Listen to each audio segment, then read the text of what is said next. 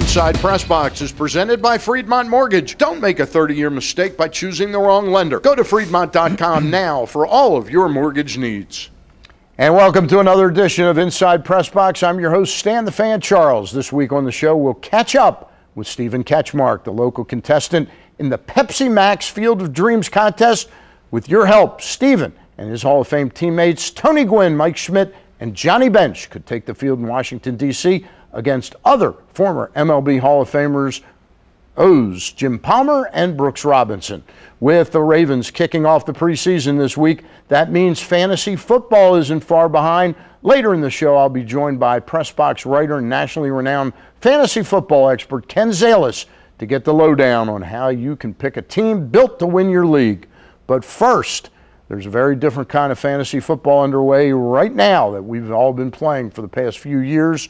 The Ravens and the Maryland State Lottery have teamed up once again with their Ravens Cash Fantasy Ticket. Here now to talk about it is Stephen Martino, the director of the Maryland Lottery. And Stephen, my first question to you has got to be, are there any new wrinkles on the game this year? Well, we've tried to do something different with the game. In every game, we're going to have a fan of the game. We haven't done that before, so if you get selected, you get $5,000 for the game, and then additionally, you're invested in the outcome and the performance of the team because you get paid $1,000 for every interception by the Ravens defense. So that's equivalent to some of the things you've been doing on the baseball side so successfully with the strikeouts. Yep. And previous the double plays. Did double plays last year, did strikeouts this year with the Orioles. Very successful, really. Fans get engaged, they enjoy it, and so we decided to transfer an element of that over to the Ravens ticket. So the question I have for you, we're friends and Lottery spends a few dollars with us. How many times can I be a contestant this year? Well, I appreciate your interest, and I think that you should go out and find any of the 4,200 Maryland Lottery retailers out there and buy a few tickets and, give it a try. Now, how is this, again, tied into tickets that you scratched off and haven't won? That's what will make you eligible? It is, and again, we've got all of the experiential prizes that we've done in the past that have been so popular with players, and we did some market research after the last ticket and found out the players were really interested in two things. One was tickets to games and just this intensity about getting into the stadium and rooting for the Ravens, and so whether it's Seats for Life, which is really a 20-year commitment to season tickets, or it's a suite for the game, or it's having a hospitality tent outside beforehand. People really, there was a huge and intense attraction to that. And then obviously some of these just completely unique experiences that you can't get any other way, and namely are the away games, flying on the team plane, going to a game. And we're actually going to do that twice this year. The first one will be to the Kansas City game in October, and then the second, we've never done a West Coast trip before. Going to San Diego. We're going to go to San Diego the weekend after Thanksgiving, and those are really just, you can't go on the street and buy access to the team plane and fly. I got to ask you a question. Your predecessor, Buddy Rugal, is a local guy here. He's now head of the D.C. Lottery. You come from a different market here, so you can be a little bit more objective about this. You touched on the passion for Ravens football. Have you seen it like that anywhere else? I know you're, from out in Kansas originally, and did you see it that way with the Chiefs and the Royals as opposed to the Ravens? I think in the early to mid-'90s when the Chiefs were really kind of peaking, there was a lot of intensity, but there's certainly nothing like it, in this area.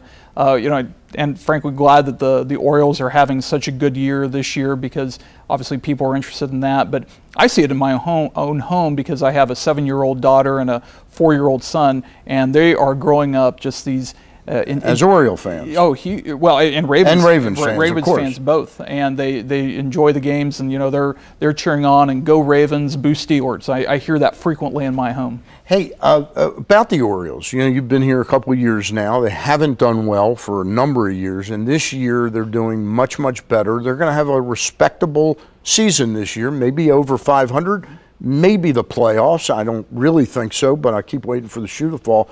Have you seen that? Does that help the affiliation that you have with the team? I don't mean that they treat you nicer or something, but that fans are truly more interested? Well, the Orioles treat us very well, as do the Ravens, but there's no doubt that when you can marry a sponsorship, as we've done with the Ravens and the Orioles with a winning season, that I think that there is an added benefit.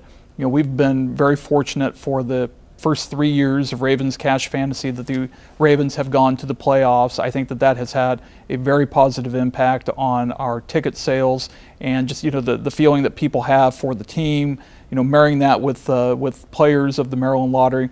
I think the same thing with the Orioles. The Orioles ticket's doing very well this year. Frankly, it did well last year, yep. And we actually increased the printing of it this year because we ran out in the middle of the season last year. So, you know, we like associating ourselves with, you know, iconic institutions in the state of Maryland, and I think that the Orioles and the Ravens are at the top of that list. We've talked a lot about the Ravens and the Orioles and your affiliations with that. We've got about a little over a minute, I think.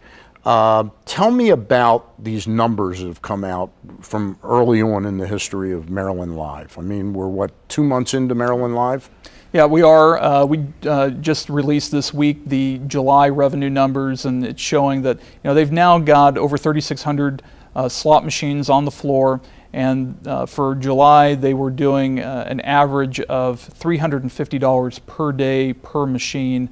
I mean, by any you know, metric, that is very strong performance. We know that, especially on Friday and Saturday nights, there's probably still not enough places for people to game. So I think that, you know, the people who enjoy casino gaming are going there. They're having a good experience. They're enjoying it.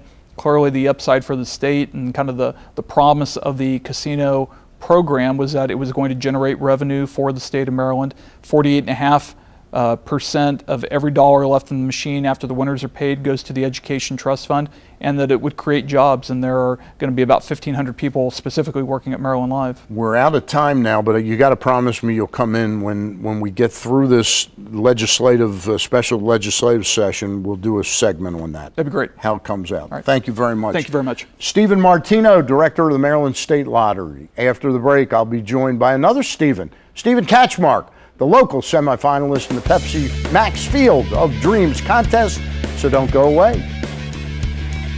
Go to MarylandGaming.net right now for all the latest news and information on local casinos, horse racing, and the lottery. That's MarylandGaming.net, powered by PressBox.